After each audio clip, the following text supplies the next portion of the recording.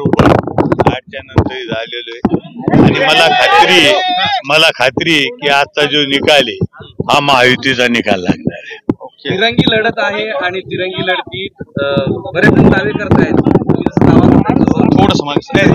दावा तर सगळेच करणार, पण दावा मी पहिल्यापासून सांगतो की 100% ही जागा, ही संभाजीनगरची जागा ही महायुतीची येणार हे मी पहिल्यापासून सांगतो, आज सांगतो आणि थोड्या वेळानं सुद्धा सांगणार।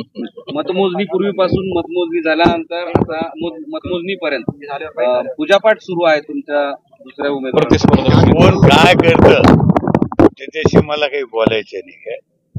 आपल्याला कल्पना आहे की नेहमी निवडणूक आली म्हणजे पूजापाठ चालू असतो, पण माझं काम आहे की मी रोजच सकाळी देवपूजा करतो बाहेर पडतो, त्याच्यामुळे निवडणूक आली म्हणूनच पूजापाठ करायची असं नाही, मी रोजच सकाळी पूजापाठ करतो बाहेर पडतो। निवडणूक कुठल्या मुद्द्यावर झाली आणि तुम्ही कुठल्या मुद्द्यावरून यशस्वी ठरता असं तुम्हाला वाटतं? ही निवडणूक तसं पाहायला गेलं तर ही वैयक्तिक मुद्द्यावर निवडणूक झालेली, पण मी जे निवडणूक लढवतो ते विकासाच्या बाबतीत लढलेलो, विकासावर मी मतं मागितलेली आणि बाकीच्यांना जे काही मतं मागितले ते वैयक्तिक टीका करून मतं मागितलेली, याच्यात हा फरक आहे। निवडणूक कठीण होती का सोपी होती तुमच्यासाठी? निवडणूक म्हणल्याच्या नंतर सगळ्या समोरच आव्हान असतं।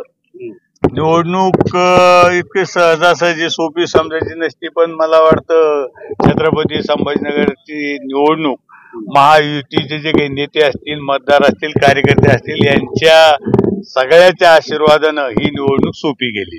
मतमोजणी केंद्रात किती वेळ थांबणार आहात, काय तुमचं आज दिवसभर? नाही, मी कालच सांगितलं होतं की मतमोजणी सुरू होण्याच्या अगोदर मी एक चक्कर मारेन आणि नंतर सुद्धा मी इथं येईल, असं काही धाकधुकीचा काही विषय नाही। ओके, दिवसभर मी थांबू शकतो जर मला थांबायचं नाही। चित्र नाही, मला जर धाकधूक असते तर मी आलोच नसतो, तिकडे देवपूजा करीत बसलो।